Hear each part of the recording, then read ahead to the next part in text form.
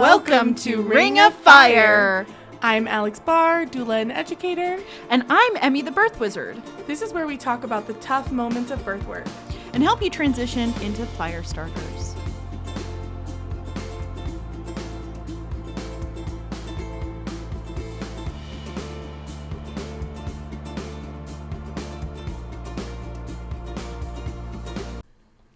All right, I'm recording.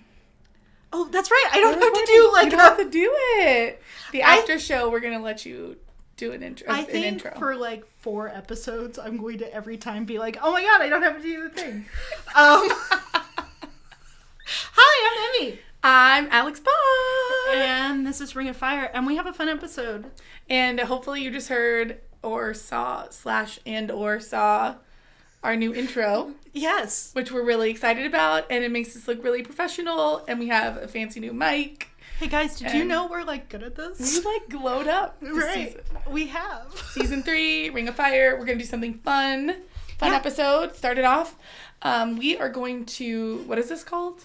So a tier list? Yeah. So this is a thing that goes around on YouTube all the time where people make a tier list out of favorite things. You'll see everything from like the best cakes, and like S tier is like the absolute top, cream of the top thing, and D or F is like bottom, and then you sort them in there. And there's the most famous example is there's been people who have done like the cereal mascots and who I would be most likely to fuck off of those tiers. Okay. So, I thought maybe the after show needs to be smash or pass.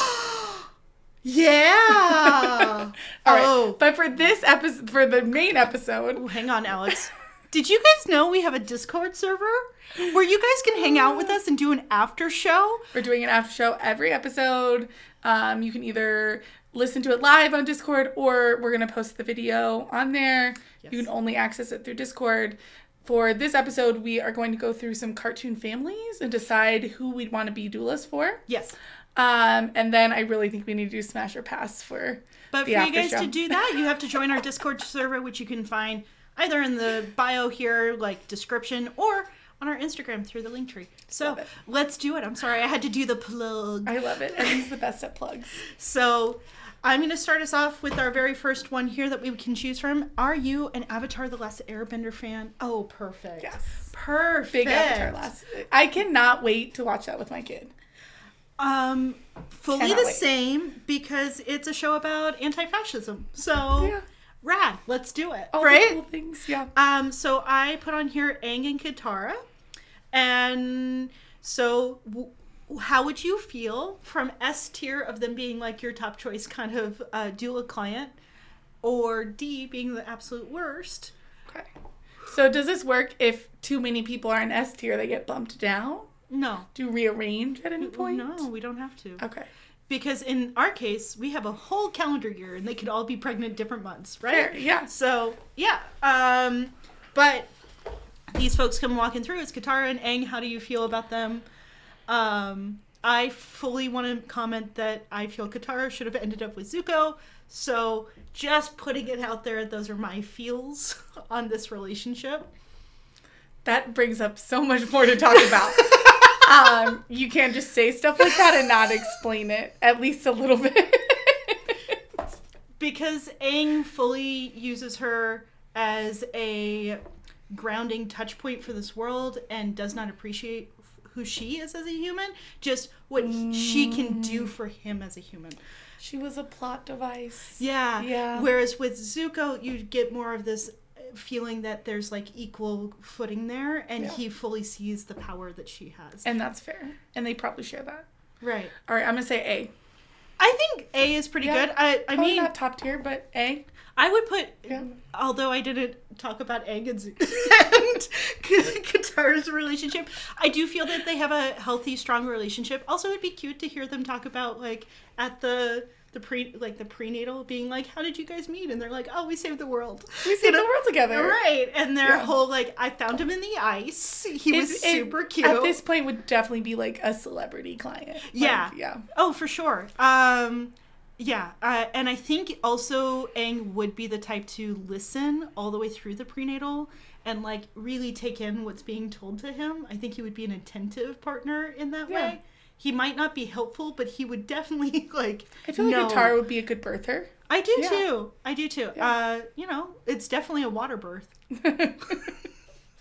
I love it. Yes. So water birth. Beautiful water birth for Aang and Katara. Yeah. And they have like a bunch of kids, don't they? They have three children. So you get... Or 4. I can't remember. It's been so long since I've watched Korra, which Korra is in here with Asami, but we'll get to them later. Okay, fair. But yeah, I do know they have like 3 or 4. I could have sworn it was 4. I thought it was 3, but I'm not 100% sure. It might be 3. Yeah. We'll fact check you. Never mind. Here on the screen will appear if Emmy is correct or incorrect. It's been so long since I've watched Korra. I actually watched it when it was airing, and then when it switched over to the Nickelodeon app where they effectively tried to kill it. But anyway, I'm not going to get into that. So these are Arthur's parents from PBS. I do not remember very much about Arthur. Well, there you go. It's as milk toast. I remember that DW was a bitch. Perfect. Did you know in the finale they made DW a cop? No.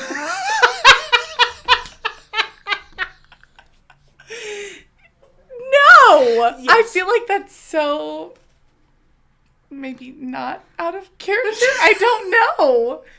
Yeah, so DW is a cop and Arthur ends up being an illustrator and author. Cute. Yeah. But I thought... What's your tier? I would put them... They're just very plain. They wouldn't be this couple that, like, they already had a couple of kids. You know, they would be the ones where you show up and they're like, yeah, thanks for coming, right? Like, there might not be this deep connection. Yeah. You might not hear from them ever again, and that's fine. Glad you were here. Right. Yeah. I would put them at a B, you know? I'd be happy to be there, but they wouldn't be a couple. On occasion, I'd be like, oh, right, you guys, you know? Yeah. I'm aligned to agree with this. Rad. Yeah. Rad. All right, we're going to completely jump networks again. Yes, because we already talked about this one a little bit, and we full-on spoilers for this, I feel like. Oh, yeah. If you have not watched all of Steven Universe, you need to exit out right now. Fast forward a couple minutes. Also, why the fuck have you not watched Steven Universe yet? Literally got me through my have to watch it. Through my postpartum mood disorders. Like, so good. Incredible. So incredible. Good. This is just going to be turned into, like... cartoons you need to watch. Right. Here's Avatar: Last Airbender, 100%. Steven Universe, 100%. And I think part of it is, like, I have always loved the medium of animation, but I especially love it after birth because it tends to be pretty mellow tones, or like the ones I engage with tend to have happiness in there. So I'm able to kind of escape in a really nice kind of medium, and it's still a really beautiful art form. And Steven Universe is one that always wants to give you a hug through your trauma. Yeah. And again, y'all need to watch it. But so I said, when I saw this, I said, of course. And then Emmy brought up the fact that she dies to give birth to her kid. Yeah. So do we know this? Do we not know this? Is she a high-risk pregnancy? Okay, here's my take. I think Rose Quartz and Greg come to you knowing that they're a high-risk pregnancy. Yeah. Because she's an otherworldly being and also manipulative and secretive as fuck. Yes. So you pick up sketch vibes, but you're also like so endeared by Greg, who will be the doula dad. He might have even like read ahead of you because we know that's what Greg is like. Yeah. And so I don't think you know. I don't think you know that something. But they all suspect something like might go down. Yeah. So you're preparing in all the ways. So, I think there's that. I forget, did she know that she was going to have to say goodbye to her human body? Yeah, she knew. She knew. So would she tell you? No. As the doula? She wouldn't? I don't think she would. If you're a human doula, definitely not. Because look what she did to Pearl for, again, more spoilers. Yeah. Where she fully made Pearl like shut down part of her being to keep her secrets. That's true. Someone truly deeply in love with her, and then like to be an advocate for someone like that would be really tough for me. Like literally, I just want to be there for Greg.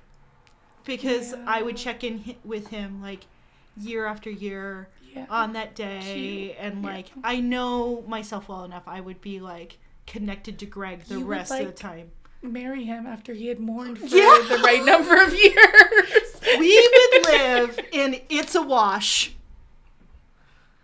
Steven would have yet another mother character. Yes. And he needs another mother figure. Oh, man. Guys. I'm going to go S. Oh, my God. Are you tearing up? A little bit. Oh, no. I love this show so much. What does Steven Universe mean to you? Like, what's a big thing for you? I wasn't prepared for that question. Oh, sorry. No, it's okay. We'll talk about it later. Okay. Let's move on. Sweet. Guess what? It gets better. Again, Jumping Networks. Bluey. I watched like one episode of Bluey. What? I know it's like a fan fave, but the episodes were too short. I love this. And it just like bothered me. I don't know. My kids seem like one. Oh, okay. They're cute. They're like Australian, right? Yeah. The dad plays a ton of games. The parents play a ton of games with the kids. Yeah. Actually, it said that just gentle parenting tips for you guys. So if you guys are someone like me who grew up in a fun household. Not gentle. Right. To watch Daniel Tiger in order to understand emotions, and you watch Bluey to learn how to play with kids. Aww. So maybe I should watch it. Yeah, it's a really great show, but I really enjoy Bluey's parents and their dynamic. They seem to usually be on the same page. Yeah. He proposed to her while hiking through. They were in Thailand and they went on a backpacking trip, and that's how he proposed. That's so cute. So they're very cute. Yeah. They also seem like the kind of couple again where like they've been through this before, right? Like I would put them at like maybe an A. That's where I would put them because they would be enjoyable to be around, and also like the kids. I fully think Bluey's parents would be the type to do a home birth. They give me home birth vibes. I can't explain it. They just are. They send their kids to Waldorf. That's like all I got for you. Earthy and Australian. And they're dogs. You know, let's put them in an A. Let's do it. I'm like loving our list so far. Okay, so my favorite show, literally of all time, is Bob's Burgers. Yeah. We're about to do Bob and Linda. D.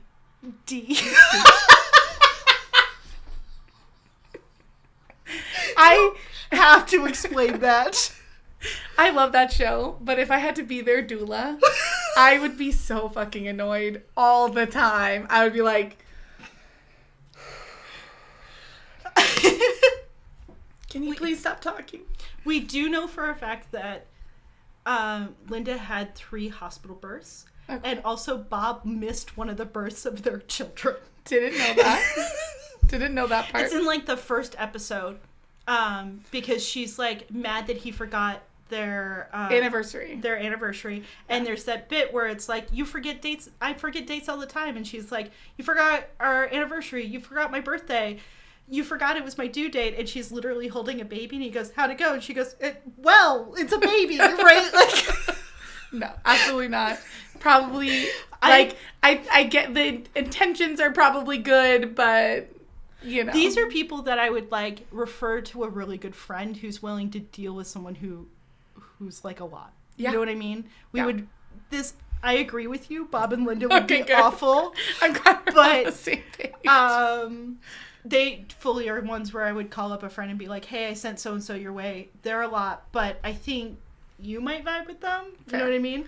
Yeah. They might be a newer doulas, like cup of tea, you know? Yeah, where they can still handle the craziness. Right, but it's a controlled crazy, right? Yeah. Like, they're not bad people. I would be so annoyed.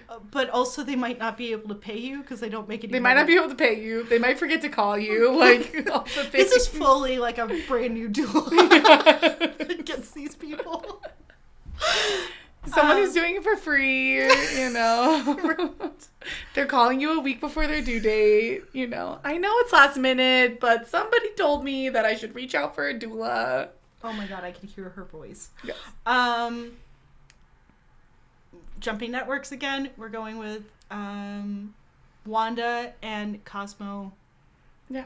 The fairies. Is that their last name is Fairy? I feel like there was another name.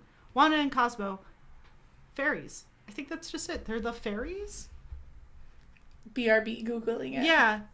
Fun fact, this show actually was born out of a different show called Kablam, which is like... I loved Kablam. Kablam was essentially... I'm a big Kablam fan. Nickelodeon being like, fuck, everyone's like outpacing us with shows. So they brought together a bunch of their animators and like a ton of these like weirdo writers to put together this like sketch show of different... And it was them fully being like, pitch us anything, guys. Let's try it. And so Cosmo, this show came from Kablam.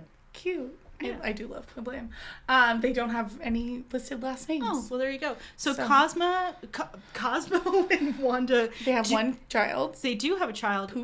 Poof. They do. Yes. That's in the later seasons where you really should stop watching. You should really not be watching this show. No. I would fucking hate this couple. Would you? They are so hyperactive. That's true. So, like, could you imagine Wanda trying to get into, like, a deeper brainwave than just, like, taking care of Cosmo the whole time? Because he's a dum-dum. He's dumb. He's dumb. He's not very many redeeming qualities there. No, this would be the kind of guy who stares at the monitor the whole time being like, wow, that was a big one. Instead of looking at his wife who's laboring. Oh, that gets on my nerves. I'm like, everybody in this room is staring at the monitor instead of the person giving birth. Do you know what Who cares? Yeah. Who cares? Yeah. You know how I know it's a big one? I looked at her face. Yes. I looked at their face. I can see them giving, like, experiencing it. Yeah, I looked You at their could face. ask them, how did that feel? And then they always leave the freaking volume up so stinking loud, and I'm like... Oh, I was taught at one point how to turn it down. Oh, I don't know how. And it was... maybe I can... Offline, I'll teach you. But it was funny because the nurse was like, oh, let me teach you. And I'm like, I fully want to let you know the reason I don't know how to do this is not that I haven't been in enough of these rooms. It's I've been avoiding to learn anything in this room. Yeah. So I never step out of scope. And she's like, well, I really appreciate that. Now I'm really going to show you. But like they see that stuff at their station. They hear that stuff at their station. Yeah. It does not need to be doing all of this stuff in the room. No, for sure.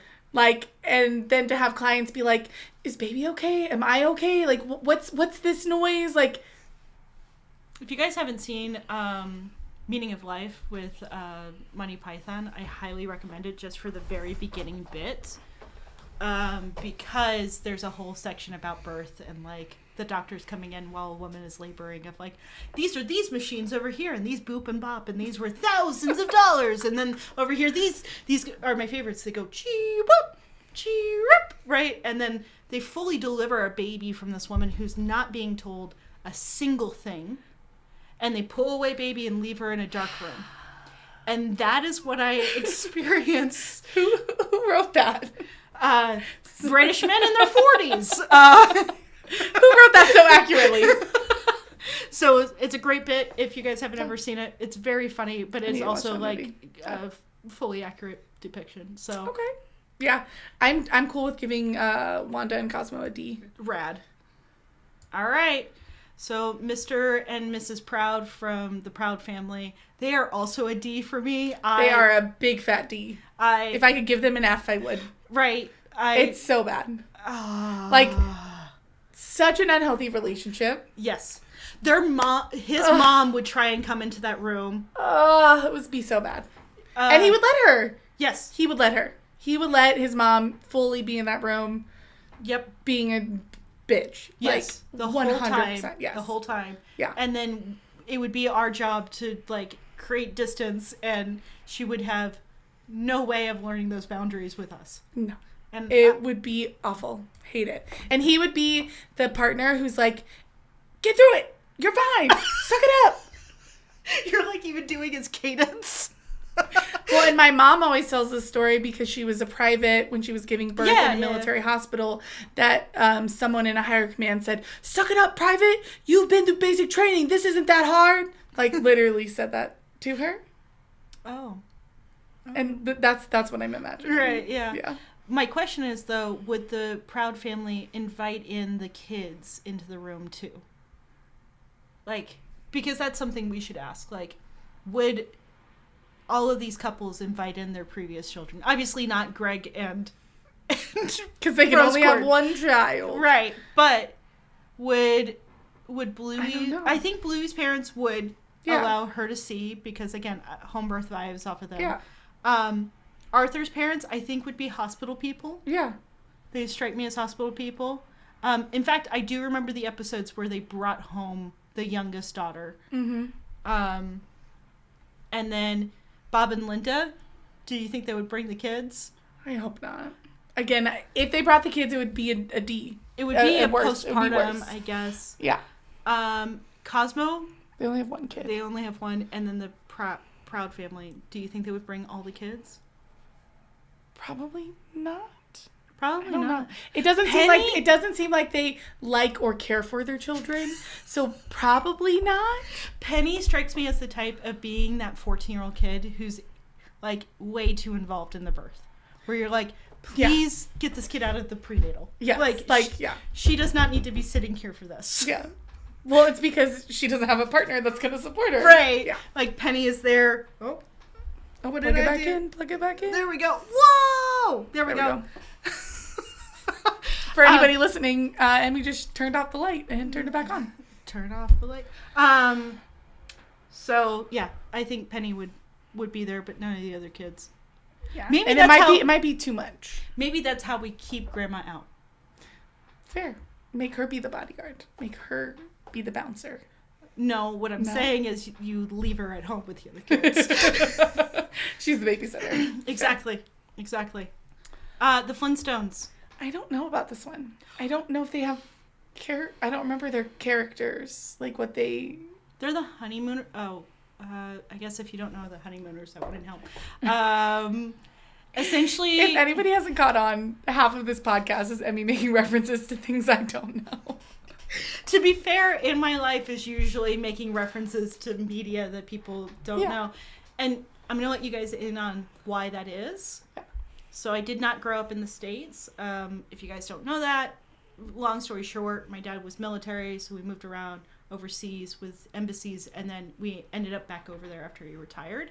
So most of my formative years were not in the U.S. And the way to connect to your culture is through media. Yeah.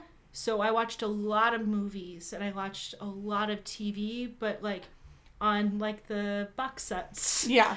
So you were already watching stuff that was older. Yeah, I was watching stuff that was very much older, and then we had something called AFN, which is American Forces Network. Yeah. That's essentially where TV over here donates to American troops overseas to watch for free. And so we had something called Sunday Night Flashback. Yeah. And that was everything from like 1940s television up to the 70s. Jeez. So I know just about every plot point from I Love Lucy and a lot of like 60s television and 40s television. I watched Leave It to Beaver and Honeymooners. Honeymooners was the original sitcom. Okay. It was essentially this like gruff blue collar worker guy who always threatened his wife because the big joke was, "To the moon, Alice! To the moon!" Because he was going to punch her and she would, like, fly up to the moon. Hilarious. This was a joke, guys. Yeah, it was so funny. Funny. Yeah. So, in the 60s, when Flintstones came out, they fully just, like, ripped off all of those episodes and made it into animated form. And probably kiddied it up a little bit. No, not really. No, not really? No, okay. Flintstones was actually like a family television show because at that time there wasn't children's television or adult television. It was just family television because there was only like a 6-hour block a day in the 60s. So, yeah, families watched it together. So it wasn't kiddied up. It was just TV. Sure. So they fully were like sleeping in the same bed and like smoking cigarettes and threatening domestic violence. I have some like original Curious George like books. Oh, I watched. Funny enough, some of them I read the first one last night. Really? I had never read it before. There's one where George gets high off of ether and literally has a trip. Oh my god. Like, it's like George found a interesting bottle, and then George falls over and he goes on a trip. I had a hard time because it was the very first Curious George book. It's bad. It's really bad. He like kidnaps a monkey from the jungles of Africa and then brings him back and then puts him in a zoo. It's like, but in the meantime, George gets arrested. Yes, and has to go to jail. It's not good. For a misdial, by the way. He misdialed. That's what he did, and he got thrown in prison. Yeah. There's some parallels that I'm seeing here. So when I read it, I was like, ooh. Alex, like it's supposed to be a light episode, and you just go straight there. If you couldn't pick up on the subtlety, I'm not going to say it. You guys need to pick up on the subtlety. But what I was going to say about Emmy knowing random things, random references, it's even funnier when I know one. And you're like, yes, really? Yes. Love it. Okay. So that's Flintstones. That's them. Their joke is that Fred is going to hit her, and that Wilma is always spending his money. That's their two main jokes. Ha ha ha. Yeah. D. Beautiful. Get out of here. All right. I have Fry and Layla. I actually love them as a couple. Why? I actually love it. Okay. You have to explain yourself. Why don't? Like, I don't know. It felt like a very, like, meant to be type of relationship. I think I do love the, like, will they, won't they trope. I'm a big fan because you get the big payoff. And then they get to spend, spoiler, like, that eternity together. Yes. Like, I will say, I honestly, like, when you watch the rest of the show outside of their final episode together, I don't care for them with each other. Interesting. I don't. Yeah. Because I find that he pulls out the worst in her of like she becomes more analytical, because I find that she is impatient with his idiocy and becomes more analytical, and like there's not this like joy in each other. So fair. Outside of that final episode, and then I'm like, oh, I get it now, right? But I think they would be this couple where maybe it's at their birth. Like we go through the interview, and I'm like, I guess, right? And then we go through all the prenatal stuff, and I'm like, I don't know about these people. And then you get to the birth, and you're like, holy shit. You guys work together. You guys love each other. That's why I feel it's a balancing of each other. Yeah. So I'm happy to put them in B, because I feel because it might take me a while to like get into it. Yeah. Like root for them essentially, you know? See, I think it's clear that they match each other and they both have their own issues. Right. They both have their own trauma, and like it's right. Yeah. I'm just thinking, it's a big payoff at the end. Like supporting them through a birth, or like all of that lead up work is what I'm thinking about with might them. Be shitty. Because he is a moron. 100%. Like, but what percentage of partners are not morons? I was trying to think of a nice way to say that. She even did it really slow. Because I was trying to think. Okay, I'm not gonna let you answer that. We're putting Fry and Layla in B. Fair. Hank Hill and Peggy Hill. Do you know them? Yes. Yeah. So here's the reason I put them on here. One, they have one kid, and it was through a miracle that they got pregnant. So if they're coming to us, more than likely we're dealing with like an IVF baby, maybe a surrogacy, or possibly we have another miracle one and a highly anxious Peggy. Yes. And I think that would be a fascinating couple to work with personally. Yeah. Because Hank, I fully believe, is autistic. Like, when watching that show, I fully believe he's autistic. I could totally see that. And I could see that for their kid, too. Yeah. Yeah. So, I would, if they came to me, I would be so stoked about supporting these Emmy's people. ideal clients, for sure. Yeah. 100%. Yes. Yeah. Yes, I could relate everything about birth to propane for this guy. Like, I would... What are your interests? Propane is a special interest. Propane is a special interest, so is football. So I could relate all of the things to a special interest. I could find something for Bobby to be able to be like, here's your part, Bobby, that you get to play in with Peggy. Yeah. And then, like, her, I would, like, help her with all the anxieties and the needs. Yeah. That's cute. I would love them. I don't know if I could doula them, though. Just from your... I can't relate anything to football or propane or... Not that I would do it well, but it would be enough where I knew to talk to them like that, you know? I don't know. I don't know if I could do that. I mean, just quick off of my head, like, explaining station with, like, where they are in the end zone. No? Okay. Cool. You lost me at football. I hate sports. Fair. Fully think they should not exist. Cool. Conversation for another time. Yeah. I don't know. I think I would be nervous to support this family. This is one that you would call somebody else. Probably. Okay. I would say, hey, Emmy, I've got the client for you. Perfect.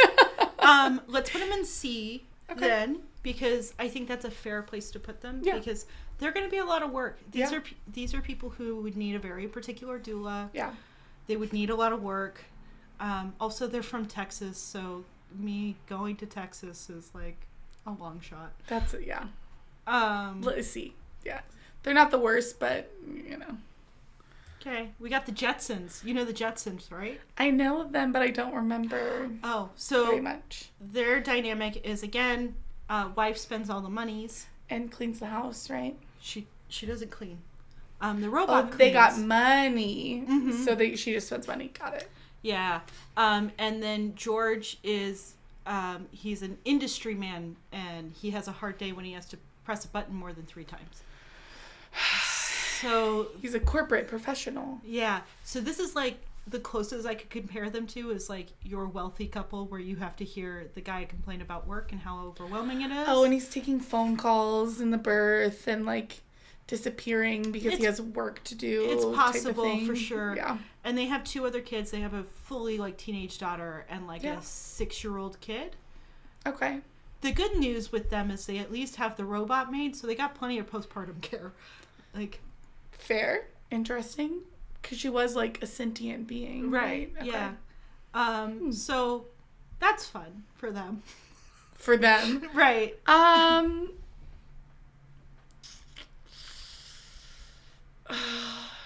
gonna give them a C because my guess is that he wouldn't show up to the birth anyway, so I wouldn't have to deal with him. It's possible, or he's so like out of it that he's not at the birth. Yeah. Kim Possible and Ron. That's his name, right? Yes, which I thought was so funny because do they ever end up being a couple? Yes. I didn't know that. In the final episode, they kiss and they're like a thing. Oh, yeah. Cute. Yeah. Didn't know that. Yeah. So, again, another couple I would love to support. So, because he's such a doof, but like he can keep up with her. Doof.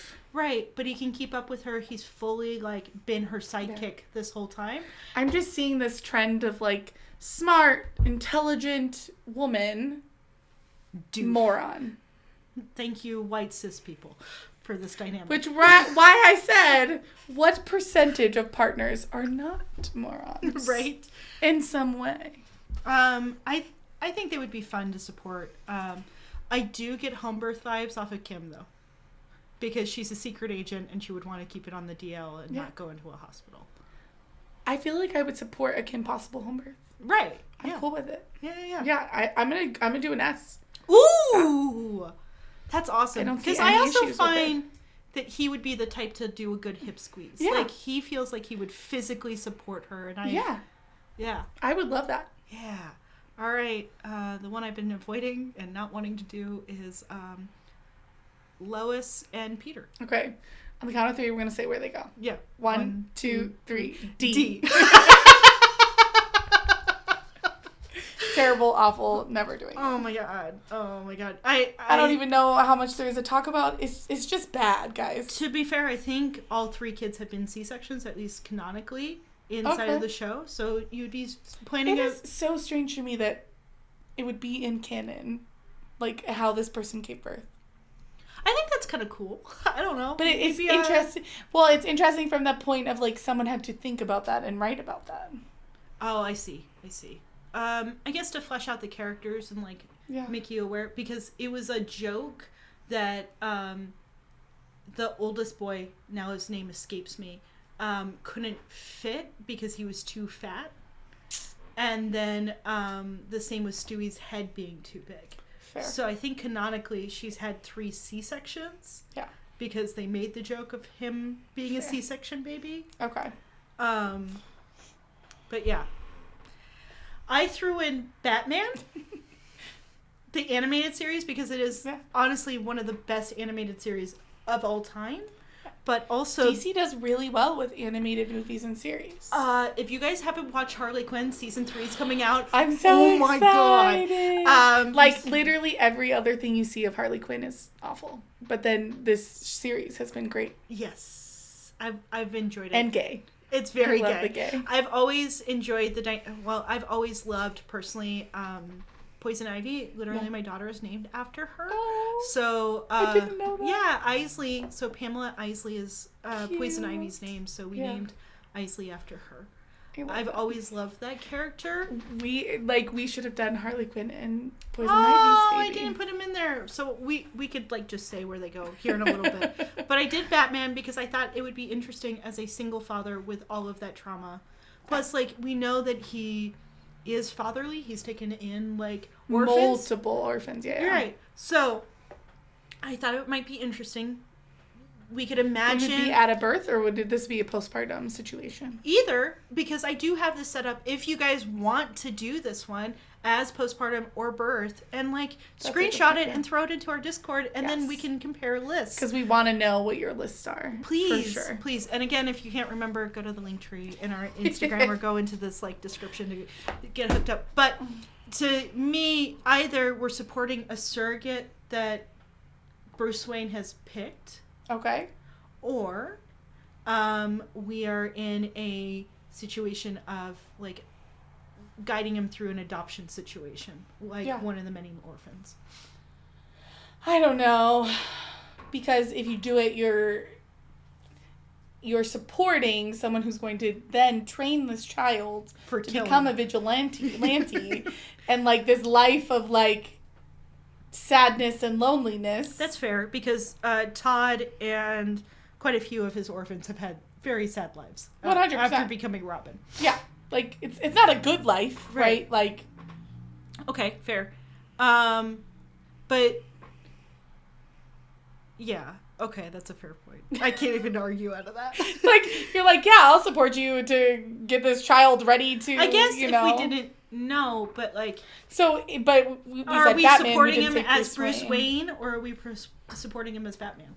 I would support him as Bruce Wayne. I would not support him as Batman. Fair. I think the same for me. Also, because if it's just Bruce Wayne, then it looks like just this billionaire person who's so kind and taking in orphans because he's an orphan, blah, blah, blah. It would be cute, right? Yeah, and it would endear me very quickly to wow, but we got to work on some of your traumas, man. Can I get you a therapist, right? I have a wonderful resource list. We're going to start here. Also, Alfred is his name. Do we have things to tell me about Alfred? Is he equipped? I think Alfred's fully equipped. Equipped to what? To take care of Bruce if he has a postpartum mood disorder. 100%. Yeah. Yeah. So I'm going to say C. I'm okay with C. All right. Because we're kind of half and half. Right. Okay. I have the pickles. I would absolutely support the pickles. I think they're great. So also canonically, they're cute. The oldest one, Tommy, was actually a NICU baby. Okay. How do you know this? Were you doing research? Have you just watched the shows? I would love to know. I'm truly an animation geek. Has birth always been a special interest? No, it's just... You just remember? I just remember all of these characters and their stories because I really love animation I love, a lot of these characters. So one of the things that is so neat about the Rugrats show is they showed many different parents of different walks of life and how they experienced it. So one of the things that was unique to the Pickles is that Tommy was a NICU baby. Okay. And that's through a memory where he says he saw his mommy through a plastic box. And you see a flashback where she's reaching in through the end points. So he was truly in an incubator. Is that in the movie? That's in the show. Okay.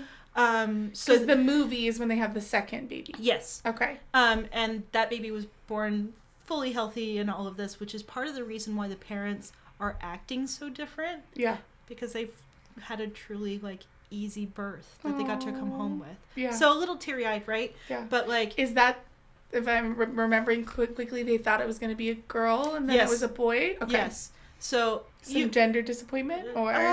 you know, I wonder... Can we see that? I don't think it was in the movie depicted that way. It was for Tommy, though, because he didn't want a brother. He wanted his sister. Yeah. But so Tommy had gender disappointment. Oh. I think he's better now. But that's why I am fully anti-gender reveals personally for many reasons. But to see like other kids be so upset. Yeah. Like, it makes me sad. It does me too. To see like an older kid just bawl at a gender reveal, just... It hurts my heart, man. Yeah, I could see that. I could totally see that. Yeah, so the thing I would say about the Pickles, they would be a good couple to support. Yeah. I'm trying to remember their names, but I do know that the dad would be a good partner. I thought it was Stu and Dee Dee. It is Stu and Dee Dee. Okay. Thanks. Stu would be a good partner. I think he would be supportive of whatever Dee Dee needed. And then Dee Dee would be the type to read up. She would be the type fully to sign them up for a Lamaze class. Well, and that's like one of the jokes is the Dr. Lipowicz books, right? Yeah. Okay. So I think she would be a good client and also be one to listen. Yeah. If you showed her the right material, she'd be like, oh, you showed me that book, so I'll follow what you're saying here. I'm gonna say yes. Yeah. I think they're cute. I don't see any downsides. Yeah, so we have Marceline and Princess Bubblegum. Cutest couple ever. But I have not watched enough of Adventure Time to know they're so sweet. What they're dynamic. Yes. Essentially, sad, moody girlfriend with pastel girlfriend. That's what you get. Yeah, I love that. They're very sweet. I fully, though, think Marceline would be the pregnant one and Princess Bubblegum would not. Because they play with that kind of gender stuff inside their relationship, too. Yeah. Even though Princess Bubblegum comes off as femme, more presenting, and Marceline comes off more masc. She's actually more feminine in her nature. Oh, that's cute. Yeah. All right, I'm going to defer to you since you've seen more of this than me.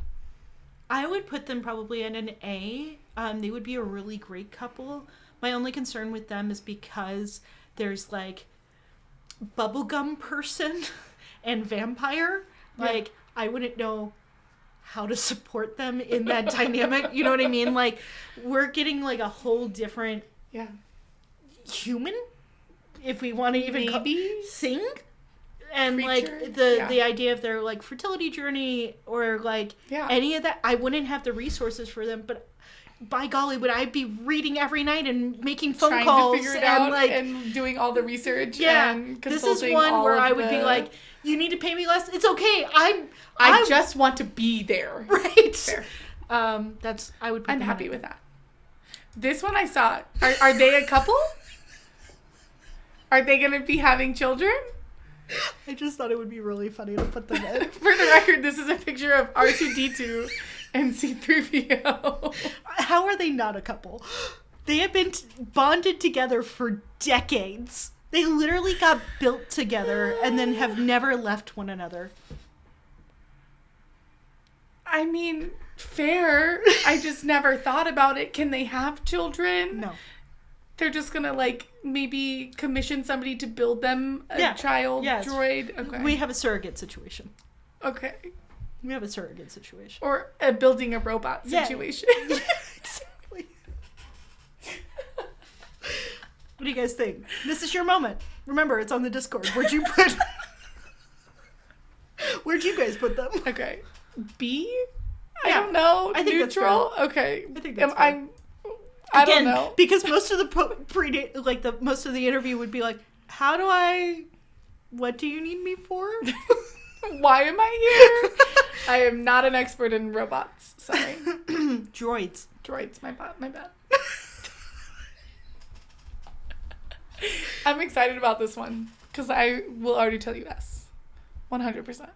The ScoobyDoo Gang. Now, I need to make it clear to the listeners and people watching, I mean the whole gang is essentially a poly family. Having a baby. Isn't Scooby like their baby? Yeah, essentially. Yeah. I feel it would be Velma who's pregnant. Nice. I think of all of them, she would be the one who carries. Yeah. I don't think we know who, like, is the father, like, biologically, but they're all raising this baby together. They all have, like, terms. They are also a home birth. 1,000%, so everybody can be there. They're a 70s, well, they're actually a 60s poly group, fully into weed. Like, these Commune. people, these are, like, home birth people. 100%. They would not hire me, but I would wish they would had. do it for free. Right. Because I want to be there. I want to be in their space and experience the love. The vibes. All the of love. Them. It would be so sweet. I feel like Shaggy would be the type to research all about, like, Brewster diet or, like, figure out ways to, like, feed whatever Velma needs. I feel like Daphne would be, like, the type to put on, like, a kick-ass, like, baby shower that you're obviously invited to, and you're like, whoa, this is, like, a great weed themed baby shower where we're Shaggy also would be like the sweet doof. Yeah. And then Fred is going to be one who coordinates the whole time and making sure that every research, kind of stuff, He might also be the one who's, like, really tuned in with everyone else of, like, when to arrive and all of that. He's like the one on the phones, making sure no one arrives at the wrong time. He's handling the phone tree. Right, yeah. So and the meal plan. Yeah, the meal train after. Yes. He's like your postpartum guy who's like, spend 2 hours, time to feed a baby. Like, so cute. I'm obsessed. Yeah. Obsessed. I think sweetest little poly family. That's why I put them on here. Literally, I would support any poly family. Oh. They make me so happy. Guys! Find Alex a poly family to support. now you've heard it. I'm putting him in S. Yes, 100%. Homer and Marge. Oh, shocking! Another corporate man who works so hard and yells at his wife and drinks too much beer. Okay. Have you ever heard the theory that Marge is actually black? No. Yeah. What? Yeah. So if you look at her hair and the texture of it, and then looking at her sisters and how they behave together, it comes off as, like, this thing of they're literally from a different culture than Homer. And that's also why there's issues, like, with their families relating to one another. Interesting. Just a fun little thing. Cute. I love stuff like that. And that's why the kids' hair is so different looking, too, because they're mixed babies. Cute. But that makes it slightly cuter, but I think they're actually a very sweet couple. And if you haven't seen the Simpsons film, it's just like Fry and Leela, where you're like, maybe not. But when you see the moment where it's like Marge giving that speech essentially of, like, why she's leaving Homer and how much it hurts, and him, like, reliving every memory they've had together and how much he loves her. Fully on board. I think they're actually very sweet together. I think maybe early on they were sweet together. Yeah. But the show we're watching, they're not sweet together. No. And honestly, the show died after the Simpson movie came out. Like, after that point, it's literal nonsense at this point. Yeah. So you're like, wait, what? How did we get here?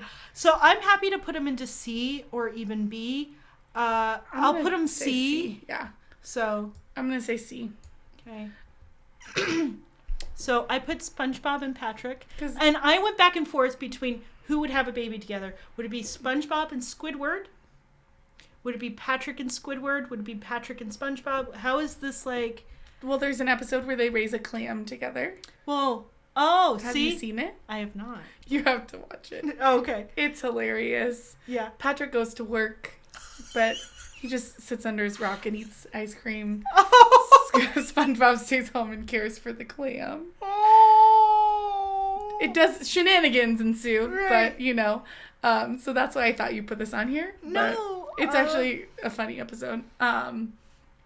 Because there's a joke where Patrick's like, how many diapers could one clam need? One clam need. And he's like, these, and there's diapers everywhere. And, right. That's funny. Yeah. No, absolutely not would I be their doula. Yeah. No. Yeah. Nope. We're going to put him into D. They're both morons. Yes.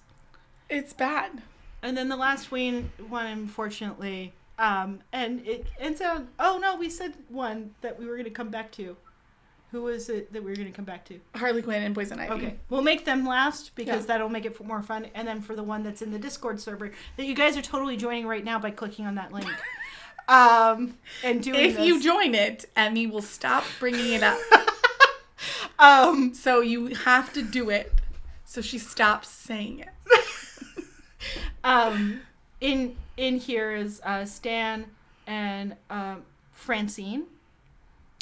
I'm going to put them at a D because they are also, again, an idiot. From American Dad. Yeah. For anybody who doesn't know. Yeah. I never. And I feel like their oldest daughter would try and convince Francine to free birth. I think she is that person. And we would have constant, like, Francine, you are, like, 40 years old. And, like, you probably need to be in a hospital. You've been not in a birthing age for, like, 15 years. I remember what their children look like. They have the one hippie daughter who's in her 20s who smokes, pot with her boyfriend at the house. Got it. She's their woke, quote-unquote, woke daughter. Yeah. And then they have the nerdy kid who's, like, 15, 16 years old, always getting shot down. I'm trying to think. And then they have the alien Roger.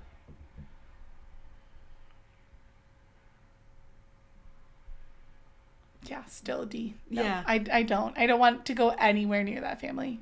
Me either. I get real bad vibes. Yeah. Because, again, I'm telling you, Francine would be the type that goes along with what everyone says. Yeah. So you would end up hearing... Whoever talked to her last is her plan. Yeah. So she gets done talking to her daughter. She's free birthing. She talks to Stan. They're going to a hospital, and it's the highest risk hospital possible. Yeah. She talks to her friend, and it's like, maybe I'll do this. And you're like, just... one lane. Pick one place. I'm happy to suss out all of these options for us to have a conversation. But Francine, again, you are 40 and we have to think realistically. Yeah. Like, fair. Yeah. I don't. Also, they would probably try and pay you with TRICARE. So just like know that. I'm good. And then the last one is going to be Poison Ivy and Harley Quinn. Love it. But I love it, but I can't have I really was like, I can't be a doula for Batman because he's going to make their kids do terrible things. But, like... But the villainesses, I can't give them an S. To be fair, because of that standard, but... I don't think Poison Ivy is a villain. I don't think she's a villain. I think she's a freedom fighter. And trying to save our planet. Yeah. But Harley Quinn was just literally, like, abused... Yes. Woman, a battered woman. Yeah. Like... Yeah. Maybe they'll be good for each other. They'll be great for each other. Yeah. I just can't figure out, in their case, who's carrying or, like, how this is working out. But it would 100% be home birth. For sure. For sure. We're having very, like... the plants hanging on the walls. We got twinkle lights. Cutest birth ever. But also there's like the screamo music playing. Like the best Instagram photos come from this birth. They do. They really will. But also, like I said, also screamo music is playing. Yeah. And there's also a man with a shark head. Yeah. There has to be an S. They have to be S for me because... That's fair. I'm just like... They're all the things I love. I love when villains are fleshed out. I love understanding the reasons why people become villains. And I don't even care that the cash they paid me in is blood-soaked. Do not care. And it's gay. I have to be there. And it's gay, and it's gay, and it's gay. If it's gay, I'm there. It's fully two best friends who realized that they were going to need to make out. Like, it is so gay. Yes, it is so gay. And I'm so here for it. Yeah, for sure.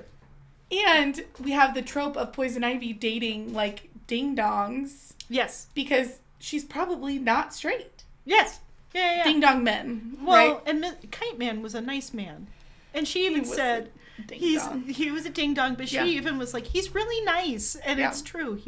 He was really nice. Honestly, Kite Man would be the type to volunteer to do a postpartum shift for them. Yeah. He would be the type to bring, like, the meal train stuff. All right, I'm giving them an S. Can we add them in here? Yeah, okay. I'll add them. So where did yours end up, guys? How did you feel about this? Hopefully you like this episode. Hopefully you've watched enough of these shows to know what the fuck we're talking about. I tried to do some very mainstream shows. I could have gotten way weirder.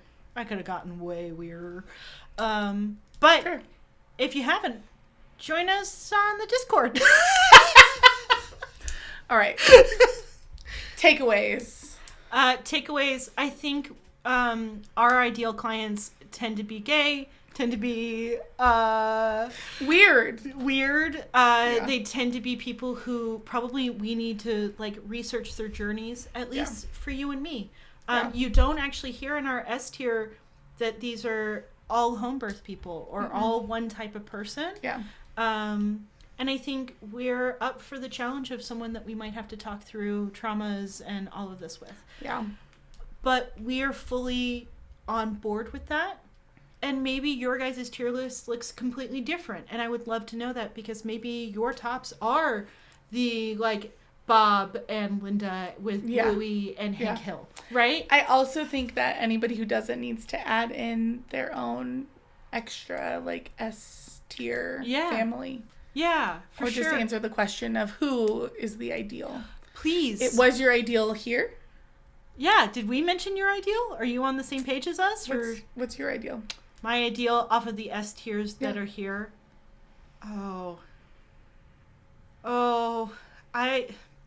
Even though they're in C, it's Hank and Peggy. It's Hank and Peggy. Oh my God, guys, I cannot tell you.